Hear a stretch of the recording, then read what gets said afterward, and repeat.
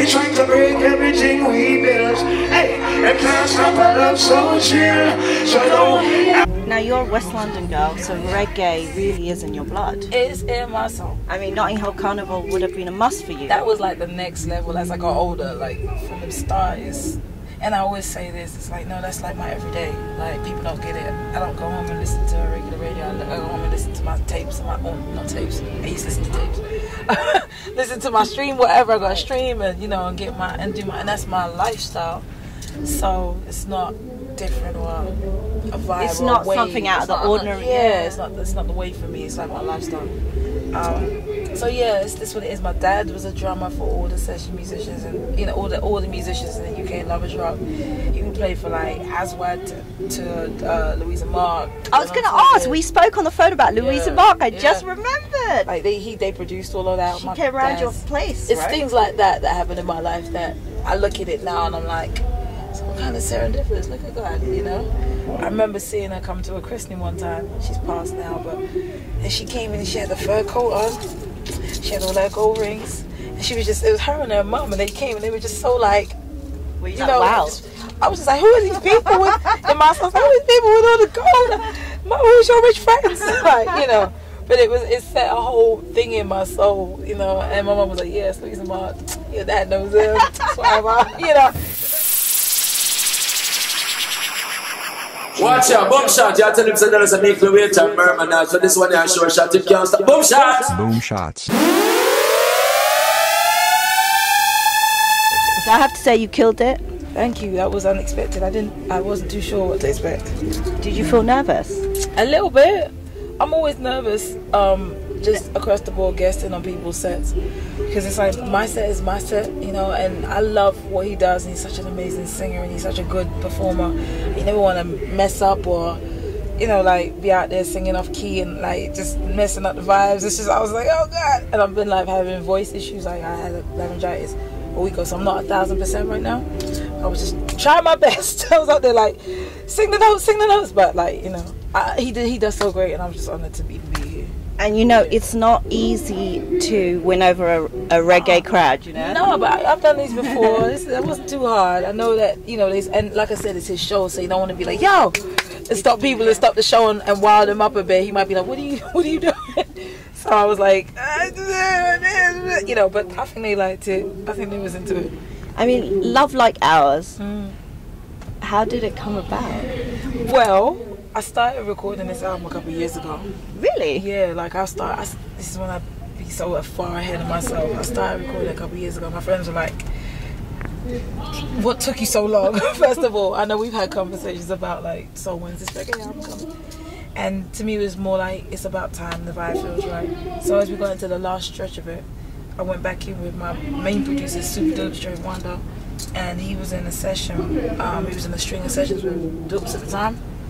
And he kind of was on the tail end of his session, was his first day of mine. And they were like, so, do you like Terrorist Friday? And I was like, who don't? Like, are you crazy? Like, what do you mean, Yeah.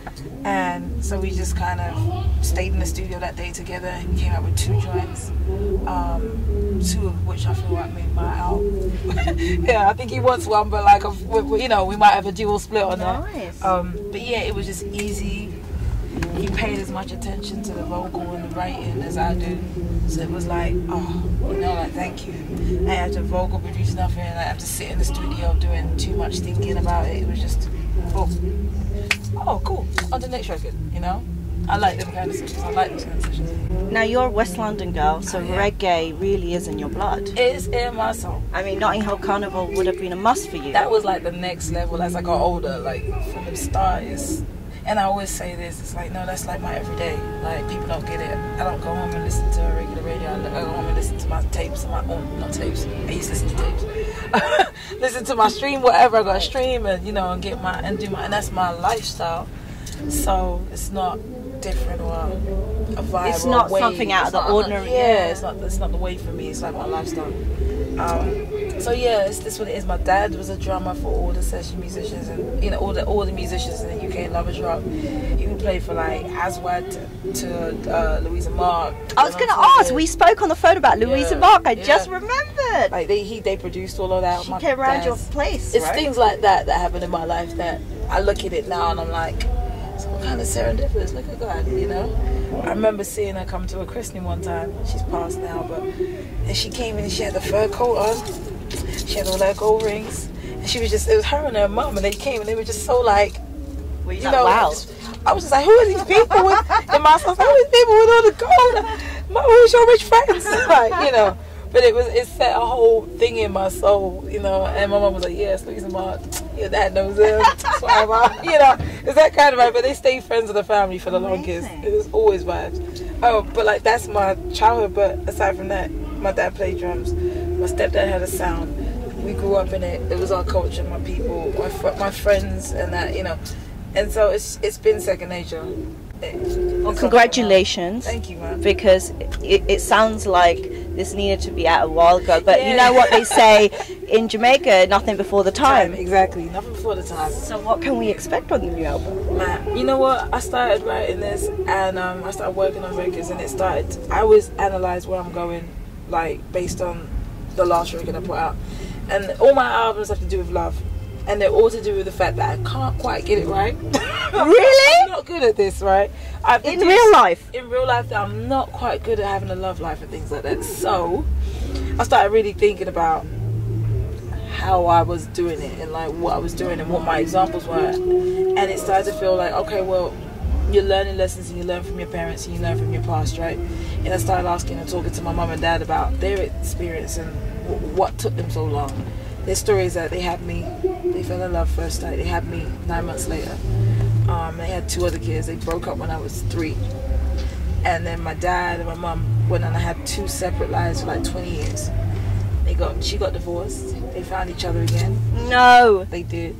The year she got divorced. Wow. And then they stayed together for another 10 years and then got married. They've been married for 4 years. Now I was like, it's when, you know, love is love is love and it's going to be what it's going to be. But my perspective on all of that before was kind of like, I don't know about marriage, I don't know about this love thing, you know. And I feel like that's what made me make so many mistakes. So this album to me has kind of been like a tribute to their love story, the reality of it. And in that period of time, that kind of was from them meeting to me being born. You know, it's kind of like a tribute to them. I kind of want to be like, I see it, I recognize it, I understand it. And it kind of has changed my perspective on it all. You know, sometimes it's not black and white, it's grey. You know, sometimes it's just okay. And it's alright, yeah.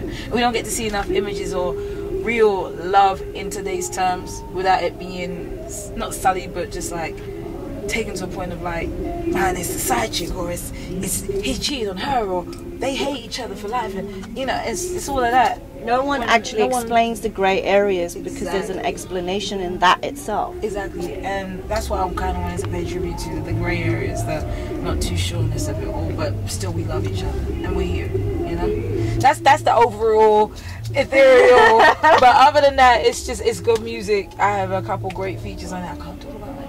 Any collabs that you can now? Well, Tarvis Fridays on the single Love Like Us. So we have a brand new tune, and it's called Love Like Us. Who want to drop it? Who can't drop it? Yeah. Each another mic say, go on, singer. All right, let's drop it. Sure. Brand new music. Yeah, we're grooving. Hey. And that's all I can give you right now. But like some great features. But it's again, it's an Estelle album, so it's an Estelle album.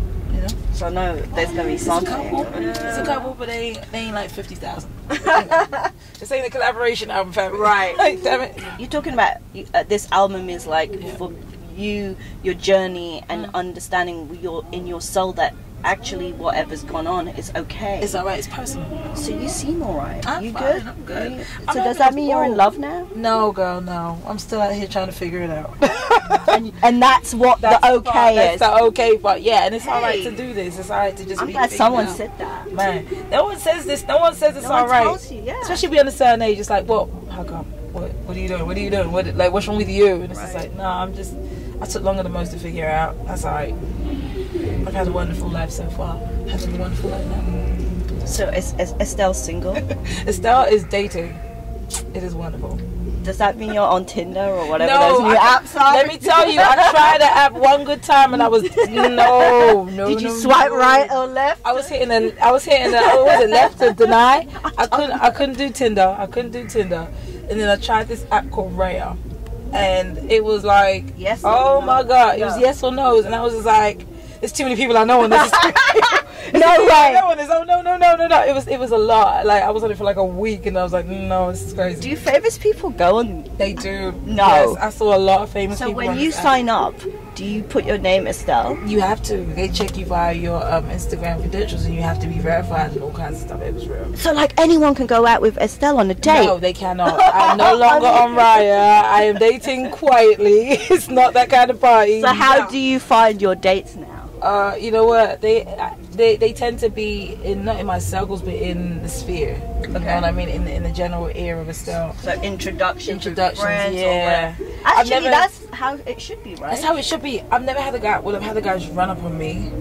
I've never dated them, but I've been like, ooh, he's cute. Mm-hmm. Okay, when you think a guy's cute, do I go? Yeah, absolutely. Good. I'm on both sides of it. I like sometimes I like to be approached, but sometimes we're in the moment, and I'm going to say, hey cute, hey sexy, how are you? You know, I'm going to do that too. Like, you know, let it flirt a little bit, be fun.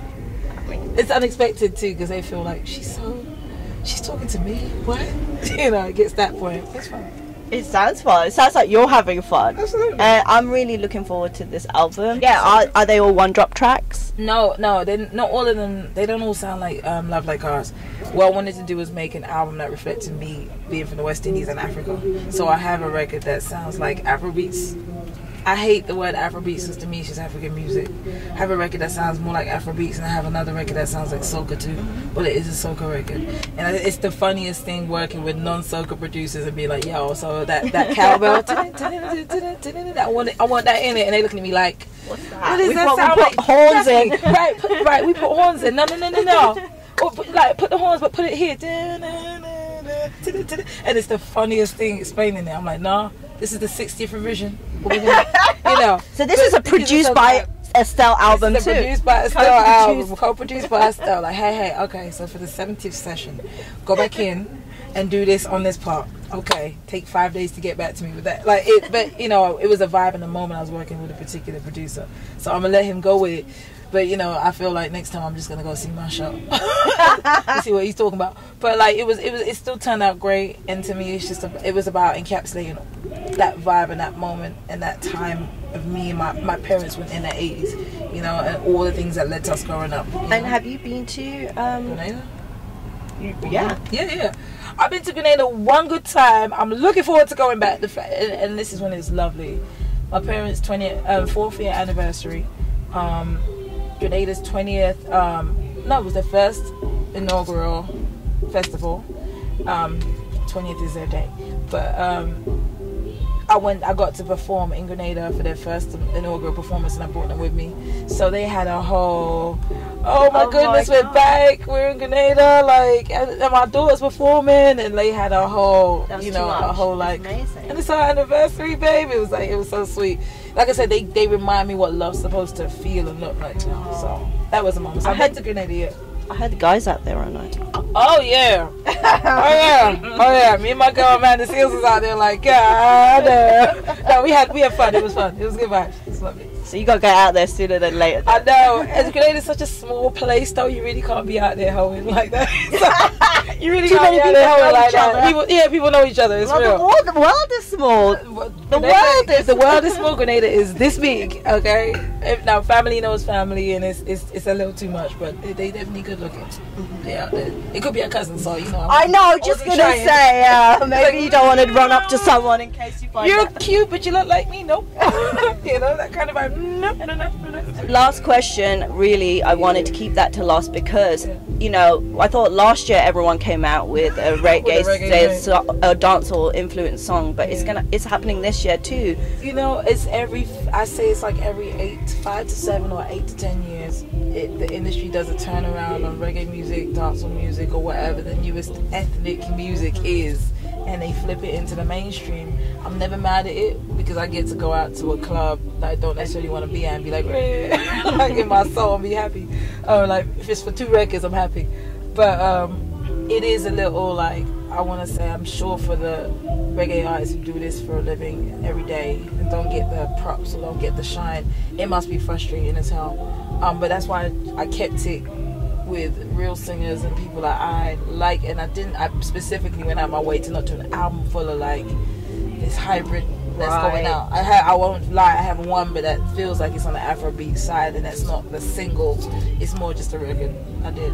But I did it specifically the way I did it because I was like, man, imagine me going back after Come Over, and that's how I entered the building, because that's what I do, you know, and then I'm trying to chase and catch up. And it was a lot of producers who, the minute they heard, and I kept it quiet, but the minute they heard, it was like 50 of them beats, and I was just like, if you don't get out of my face with these fucking beats, you know. Amazing. And because it's just, I guess it's the new version, the new perception, and everyone feels like at a certain level you're just chasing, and I was like, I'm not chasing, I started doing this. Exactly. This is me when I came here 10 years ago. Come Over, Substitute Lover, Magnificent, them are real reggae beats, reggae joints, you know. They're not like trying to ting. Exactly. So, you know, so to me it was important for me to keep it consistent. Shout out to them who are doing that, that's nice. But you know, this crowd here, these people here live it, breathe it every day. I live it, breathe it every day, so I can't go out there being fake with that, you know. It is what it is. Well, yeah, because you hear sometimes when you hear these songs, there's always some kind of itchy, awkward something, like it's never. But like, you know what? I put it in this space. There's a space for everything, and you know what it is. But I never want to forget the ones who live this for a living. Like Taurus lives this, right? You know, like Egyptian and them guys, they live it regardless of whether it's involved, what it's involved into. They live this. This is where they come from. This is the root for them. So I never take what they're doing for granted, or I never take it as like, oh, you know, they should get on this wave. No, let them do what they do. Like, let them, you know, live their lives. This is the truth. I have a 6 or 1/2 dozen with it too, though, because I'm like more reggae to the world, more dance. Right? Go on, everyone do it. Everyone do it. It's lovely. You know, in my soul, I'm like, yeah. Open that out a little bit for some of them to just open it so they can push through. Right. You know, that's all. That's all I want. So Kanye knows my vibe, and he knows what I'm like, and he knows when I first hung out with John and them and been around them, like we would hang out and whatnot, and I was the bashment king in the corner. Like we'd be out like in London or wherever, I'd be in the corner like, yo, this is the new whatever, you know, turning up. And so he knew my whole thing was like, and then he knows London as a whole subsection of like West Indian influenced just life, you know, like black, white, whoever, whatever, it's just bashment, right? And so he knows what the vibe is. So we're playing the records, and I played him Come Over, and he was like, yo, that's one of the ones, like, you know. So I feel like that was in the back of his head, and I'm very cool in the studio. I'm not, you know, I'm not hype. I don't care who's in there, just do the record justice, you know. And I feel like I had literally just come out like in some shorts or something, about to go somewhere, and I had to like edit my dressing to go in the studio. So I feel like I had pom-pom shorts on or something in the club, like in the studio. I remember that because I had on a shirt, I was tied up, and I was like, I'm about to go to, damn it, like change and swerve to the studio. And like he just saw my whole energy, was just like, you know. And I feel like that's where they kind of relate young British girls to. They put us in a little like rude girl space. I'm a 27-year-old woman at that point, but whatever. You know. And so I feel like he gets it, he understands, he absorbs, he's very perceptive. So he saw it, and I feel like he went in and was like, yeah, this is the start. It's the #1 chap, you know, it's a London thing, like it's a London vibe. So that's what he went in with, and I was just like, but you know, what you know about? You know, like I had a whole, this is gonna be good. This is gonna be good. This is gonna be good. It's gonna be great. I love this. He took his time with it too. I remember that session quite vividly. He took his time with it. He freestyled that whole thing, and then he would go back and be like, that line, no. All right, run it again. You know. So people have their things about Ye. I'm really excited to see what he comes with next. I really am. Like I have total faith in him no matter the ups and downs. You know, he's one of the brilliant ones for me. I don't care. We're humans in the middle of it all. Of course. Our mistakes get amplified, but his genius and him as a person is 100. So 6 to 1. You know. 70-30, you know, and that's 70 on the good side to me. So, you know. Well, it's what the world, you know, the world can't live with or without, really. Man, it's all the expectations. It's crazy, but and you still in the middle of that have to put something out extra lit, extra amazing, extra dope every time. You know, it's hard. We gotta live too, because it's unbelievable. We don't believe it if he sits there and writes records for the sake of writing records. He has to live some shit to come out with his most poignant work, and he does it every time. And we still ain't satisfied. Right. We still mad at something. You know, like, man, I don't know what people want. Leave Kanye alone, damn it. No, but yeah, Is it hard? Is it? I mean, you're a high-profile artist. I mean, is it hard? That's why I take my time. How because you know, when you're in West London as a kid, you can absorb like normal kind of, normal experiences, but how do you keep going as you can't experience normal? You find a way, you find the normal shit and go and experience it. Like, I keep a certain amount of normalcy in my life. It has to come from you. It has to, like, I go home and I cook. I don't have a cleaner. I don't have all the shit that you're supposed to have as an artist. You don't have a cleaner? No, girl, no. Why? I clean my house. Like, tell a lie. I'll have a cleaner come by like once or twice, like every 4 months or something like that. Do you like to do a whole house? But other than that, no, I clean, I cook, I have my own clothes, I steam up, I get myself ready for shows. I don't like to be, you know, I like to feel human. You know, like if I'm having a crappy day, excuse me, but like if I'm on my period, like, you know, it's that time of the year and I feel crazy. I like to feel, but I don't want to feel like that's taken away from me, because it doesn't give me anything to live by. You know, it doesn't give me anything to feel, and then when that becomes too much of a routine, you lose sight of reality, and that's when it all starts going off the rails. I choose to stay human. Most of my artists that I love and I respect and I look up to, they choose to stay human to a degree. Erica, Mary, like, you know, the people that I think have legacies. But I didn't get that I got that from experience. But then I understand it and I see you have to stay human to some degree. There's no four ways. And then there's nothing to write about. Nothing to write about. Like, if I got like someone wiping my ass, like, no, like, who knows what the hell is that about? Hey, I got somebody to wipe my ass. Who else has that, fam? Who's gonna relate, dude? You know what I mean? Like, so you have to keep it some parts, you know.